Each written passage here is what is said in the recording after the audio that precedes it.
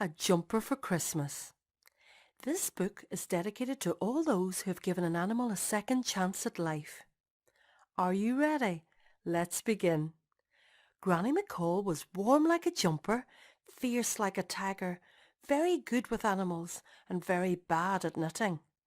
Tom loved Granny and her house with all its pets, but he did not love Granny's knitting. It had been funny when he was little, but he was not little any more. December was nearly here, and Tom was dreading another Christmas jumper knitted by Granny. All Tom wanted for Christmas was a pet of his very own. Oh, how he hoped and hoped for a pet.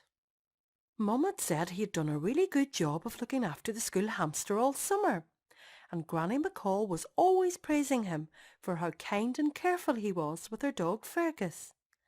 2 weeks before Christmas, Granny McCall began knitting furiously with brightly coloured wool, and muttering under her breath about wool going to waste these days, and the tricky wee patterns. Tom felt really miserable, but his mum and dad did not seem to notice. They were too busy rushing to and from the DIY store for urgent gardening projects. On Christmas Eve, Tom watched the snow falling as soft as feathers, and the frost sparkling on the cold, hard ground. From the garden came the sound of bashing, hammering, and muffled yelling. The back door opened, and in came Dad with rosy cheeks, brushing the sawdust off his jacket with his hands, and giving Tom a cheery smile. Mum followed him, bringing the milk and cookies for Father Christmas. Just then there was a sharp knock on the door, and there stood Granny McCall with a twinkle in her eye and bunch of carrots in her hand. "You'll be needing these for the reindeer, and Father Christmas will be needing more than a milky drink to keep him going on a cold night like this," said Granny, giving Tom's dad a huge wink.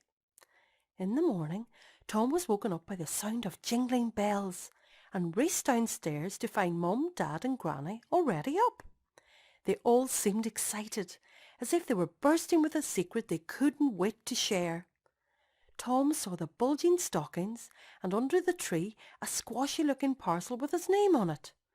Tom's heart sank as Mum said, "You might want to open your present from Granny first." Tom ripped open the paper to find 3 small, bright, oddly shaped jumpers. Even by Granny's standards, something had gone badly wrong. Puzzled, he looked up to see his mum and dad with big beaming smiles. "Tom, go and look out the back window," Dad said, trying not to laugh. Tom rushed to the back of the house, and looking out the window into the garden, he saw 3 very colourful, scratching, pecking chickens, yelled Tom, pulling on his wellies and flinging the back door wide open. "Aye," said Granny as she joined him in the garden, "and not just any chickens. These poor wee chooks have spent their whole lives in a cage. They're a bit henpecked and in need of a great deal of love, care, and of course woolly jumpers." "Why don't the chickens have many feathers?" Tom asked, concerned about his new friends.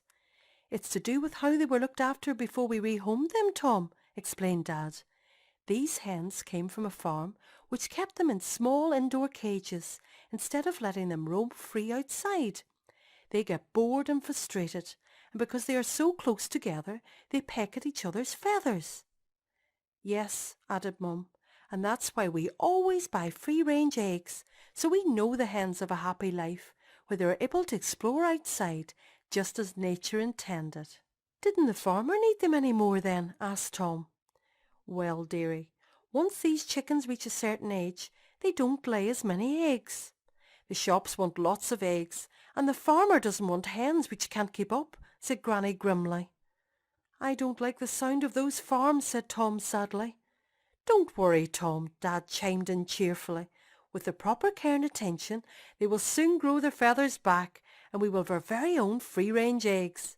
In the meantime, they have Granny's jumpers to keep them cosy, and the coop we made," he added with a hint of pride in his voice.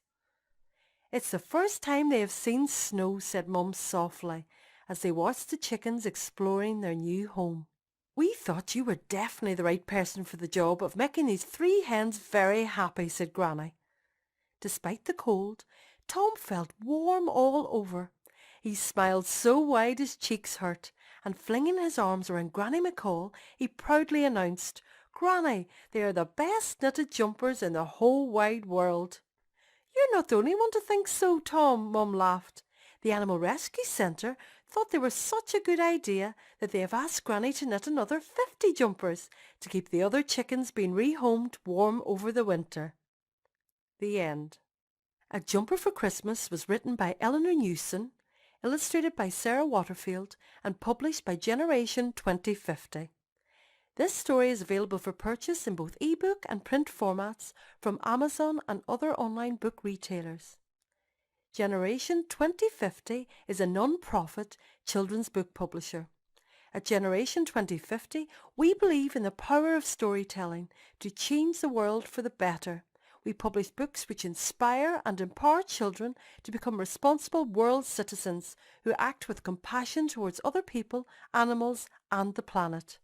For more information on Generation 2050 and for other titles in the series, please visit www.generation2050project.org.